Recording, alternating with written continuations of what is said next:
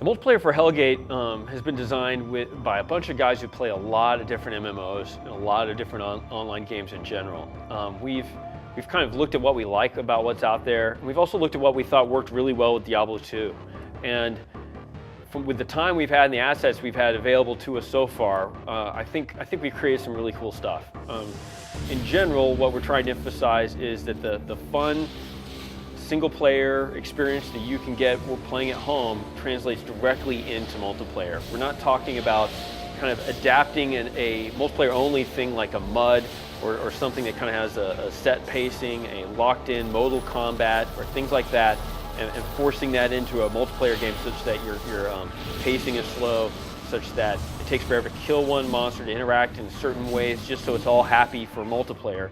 Instead, what we've done is we've taken what's kind of a really high action, fast, fun, single player thing that you can now experience in multiplayer. So that's really kind of the first big accomplishment we have as far as multiplayer. When we did Diablo 1 and we had Battle.net as the first part of that, and that was our first online experience, we learned a lot of lessons. And so taking those, and we used a lot of the lessons we learned there and created Diablo 2, and then we made mistakes doing that too. And so we've used all of our experiences, some of all of our experiences, to kind of design the game. You get towns with a lot of people in it, and you can have this sense of community. You can see people running around the stations and wearing different equipment. You can trade and things like that. So you get that community sense of MMO. But then when you're going out and adventuring, you can go out by yourself or you can go out with your party, shoot monsters and get treasure and stuff, and you're going out to try and complete quests, and you don't have other people coming in and taking your mobs, and there isn't any kind of conflict there. So in a lot of ways it's very different than a regular MMO. Part of the reason we started this game at all in this company is we really wanted to just keep working on a game world. We kind of wish we were able to do that in the past, but we really set up this world to be extensible. It's called Hellgate London, which in immediate in your mind says, well, what about the rest of the world? What's happening in the rest of the world? And we're going to explore a lot of different regions around the world in the future, mostly through this ongoing content. But also, we just have a million ideas. Player versus player, we've got some great ideas there. We want to work that into ongoing content a lot. And everybody just wants cooler looking equipment, cooler armor, cooler weapons. So we'll be making all that kind of stuff.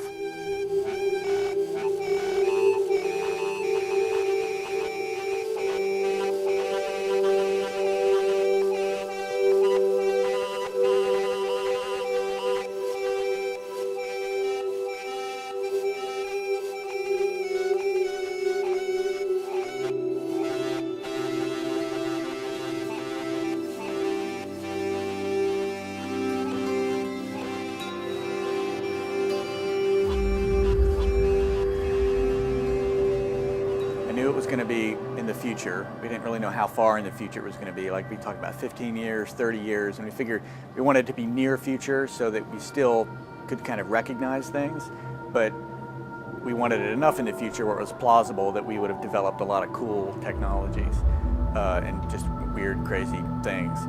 So I sort of approached it like, let's start with the character classes.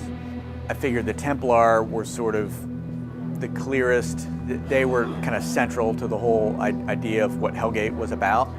They're classic knights, but they've existed throughout time since the Middle Ages. They would have known about these demons for a long time. They would have been preparing for it, preparing for the invasion. I thought in my mind, if I figure out what they look like, then the rest of it's going to kind of fall into place. And that's pretty much what we did.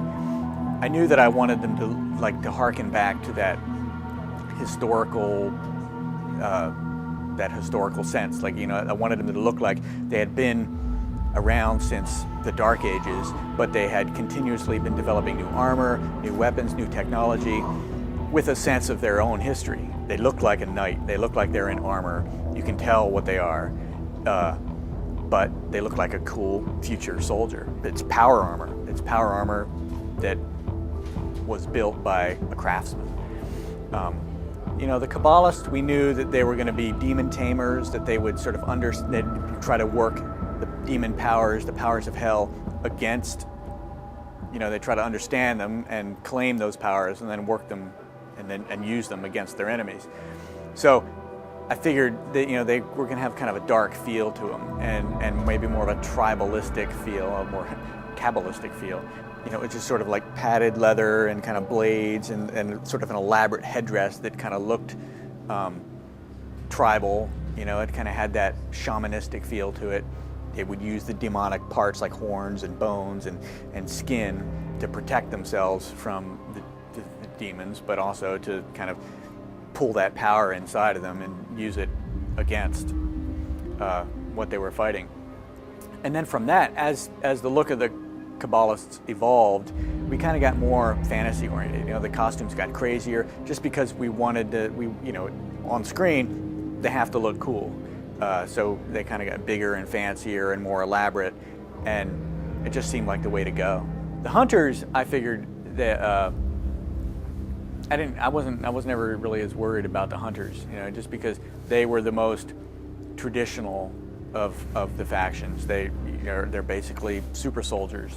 They use military technology, power armor, fatigues. We wanted them to look futuristic, so they had the weird goggles and doodads that helps them sense, and shoot things from afar, and transmitters, and they came together pretty easily, and I was never really that worried about them. The biggest challenge with them was just preventing them from looking generic, so we wanted them to kind of still have something a little special about them.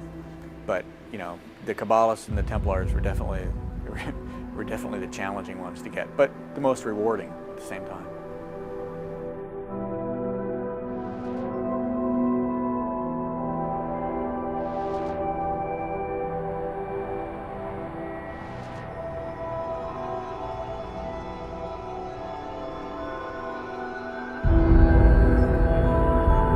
Every time you get near the release, it is this mix of pressure and relief. And you can see the light at the end of the tunnel, and you hope it's not the oncoming train that's there, which we don't see it being. And you can see it, and you're pushing towards that goal. And at the same time, you know that there's still hundreds of little hurdles to get over. There are so many things about Diablo 2 that I didn't like when we were nearing release, and even after release, that I had a really hard time even playing the game. And I think that it's just because in a lot of ways I'm a perfectionist, and so nearing completion means nearing the end of being able to fiddle with it. It's just a lot of time. I mean, finishing the game, in order to get all that stuff you want done, to get all that polish that you really want to see in the game, you've work all these extra hours. You put in that extra time, and you work at home at nights, and you stay here all weekend, and you do things like that because you really want to see these things get in, because you know the clock's ticking, the date's going to come whether you want it or not, and you want that little extra thing to go into the game. And so we're tired. We're working really hard, and we're tired. One of my fondest hopes is that we can now take this and look at how this event would impact other cultures and what would happen. And the thing to me that's exciting is looking at how all of these elements, heroes, demons, mythologies, how those would be viewed in the realm of the world we've created in places like Egypt or Tokyo or Spain, all these different areas where they have their own beliefs and they have their own types of heroes, their own archetypes, where they've got their own demonologies, their own ways that they view magic. Overall, I think the last 10 years of working with these guys has really been amazing, and I obviously can't fully imagine what it's like to work with another development group, but having seen what I've gone through with them and all the different stages of moving to flagship, of finishing Diablo 2, finishing Hellgate now, it's a really great bunch of guys, and it's just really exciting to be with them and to see this creative thing being made together. We've always wanted to build a world and then do what we have our expertise in, which is making a game. And so it's been a lot of fun, and I hope continues to be a lot of fun in working with people that have expertise in other areas to get their vision into that world and bring that out to people all over the place.